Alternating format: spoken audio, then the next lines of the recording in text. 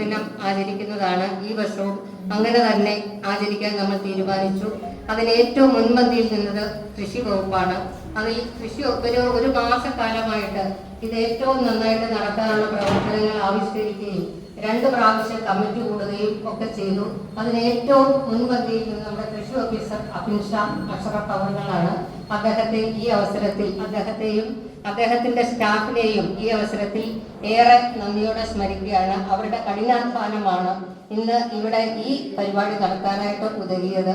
അപ്പൊ അവരുടെ സേവനങ്ങൾ ഒന്നുകൂടി വളരെ സ്നേഹത്തോടെ ഓർക്കുന്നു. കർഷകരാണ് നമ്മളുടെ നട്ടെല്ല്. രാജ്യത്തിന്റെ ഭക്ഷ്യ സുരക്ഷയുടെ നട്ടെല്ല് കർഷകർ തന്നെയാണ്. കർഷകരില്ലെങ്കിൽ ഒന്നുമില്ല. നമ്മുടെ ഏത് മേഖലയിൽ എടുത്താലും കർഷകരുടെ ഇന്നത്തെ അവസ്ഥ വളരെ ശോചനീയമാണ്. നല്ല വിലയില്ല, വിളവ് കൃഷിനാശങ്ങൾ സംഭവിക്കുന്നു, കാലാവസ്ഥയുടെ പ്രതികൂല അവസ്ഥ കാരണം അവരുടെ എല്ലാ വിളവുകളും നഷ്ടപ്പെടുന്നു. മാത്രമല്ല വന്യജീവികൾ കുരങ്ങായിട്ടും കാട്ടുപന്നിയായിട്ടും ആനയായിട്ടും ഒക്കെ എല്ലാ വിളവുകളും നഷ്ടപ്പെടുത്തുന്ന ഒരു അവസ്ഥയുണ്ട്. അപ്പൊ അവരെ നമ്മൾ കരപിടിച്ച് നിർത്തേണ്ടത് വളരെ അത്യാവശ്യമായ ഒരു ഘടകമാണ്. അതിന് നമ്മുടെ ഗ്രാമപഞ്ചായത്ത് എപ്പോഴും നിങ്ങളുടെ കൂടെ ഉണ്ടാവും. കർഷകർക്ക് വേണ്ടി നമ്മളിപ്പോൾ ഗ്രാമസഭയിലൊക്കെ കുറേയേറെ പദ്ധതികളൊക്കെ വെച്ചിരുന്നു. അതിനെല്ലാത്തിനും പുറമെ ഇനി എന്തൊക്കെയാണ് കർഷകർക്ക് വേണ്ടത് എന്ന് ഞങ്ങൾ ഗ്രാമപഞ്ചായത്ത് ഭരണസമിതി ഒന്നുകൂടെ ആലോചിച്ചിട്ട് നിങ്ങൾക്ക് എന്തൊക്കെ ചെയ്തു തരാൻ സാധിക്കും അതെല്ലാം ചെയ്യുന്നതിന് ഞങ്ങൾ പ്രതിജ്ഞാബദ്ധരാണെന്ന് ഈ അവസരത്തിൽ അറിയിക്കുകയാണ്.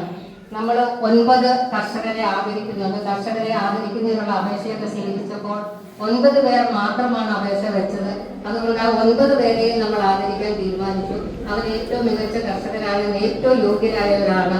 അപ്പൊ അവരെ കണ്ടെത്തുന്നതിനൊരു സമിതിയൊക്കെ ഉണ്ടായിരുന്നു. അവരെല്ലാവരും കൂടെ ഒറ്റക്കെട്ടായിട്ട് ഒരാളെ പോലും മാറ്റി നിർത്തേണ്ടതില്ല, എല്ലാവർക്കും കൊടുക്കാമെന്ന് സമ്മതിക്കുകയും അവരെ എല്ലാവരെയും ഇവിടെ ആദരിക്കുകയും ചെയ്യുകയാണ്. അപ്പൊ അവരോടുള്ള സേവനത്തിനുള്ള നന്ദിയും അവര് നമ്മുടെ പഞ്ചായത്തിൽ വളരെയധികം നല്ല സേവനങ്ങൾ തേൻ കൃഷി അല്ലെ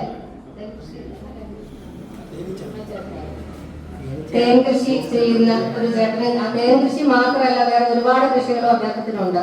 അപ്പൊ നിങ്ങളുടെ സംഭാവന ഈ പഞ്ചായത്തിന് വളരെ വിലപ്പെട്ടതാണ്.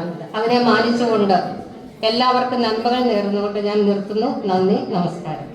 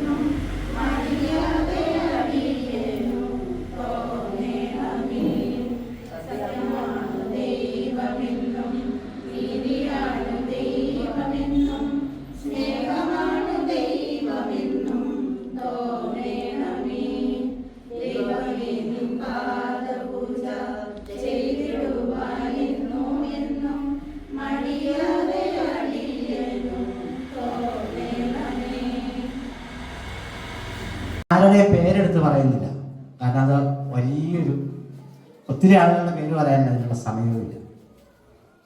ഇന്ന് ചിങ്ങമാസം 1-ാം തീയതി കേരളത്തിലെ കർഷക ദിനമാണ്. ചിങ്ങമാസം ഈ ചിങ്ങമാസത്തെ കർഷക ദിനമായിട്ട് എല്ലാവരും ഏറ്റെടുത്തിരിക്കുന്നത് എന്തുകൊണ്ടാണ്? ഈ മലയാള വർഷത്തിലെ ഏറ്റവും ആദ്യത്തെ മാസമാണ് ചിങ്ങം. ചിങ്ങമാസത്തിലെ 1-ാം തീയതിയെ കൃഷിയുമായിട്ടാണ് ബന്ധപ്പെടുത്തി എല്ലാവരും എടുത്തിരിക്കുന്നത്. കാരണം ഈ മലയാള വർഷത്തിന് മാത്രമേ ഇങ്ങനെ ഈ വാവും പക്കവും ഞാറ്റുവേലി അതൊക്കെ ഉള്ളൂ. വേറെ ഇംഗ്ലീഷ് വർഷത്തിന് അങ്ങനെയൊന്നുമില്ല. അതുപോലെ തന്നെ മലയാള വർഷത്തില് പണ്ട് കാരണന്മാരൊക്കെ ആയിട്ട് ഇങ്ങനെ കാലാവസ്ഥ പോലും ഓരോ ഞാറ്റുവേലയ്ക്ക് ഇത്ര ദിവസം ഉണക്കണ്ട്, ഇത്ര ദിവസം മഴയായിരിക്കും.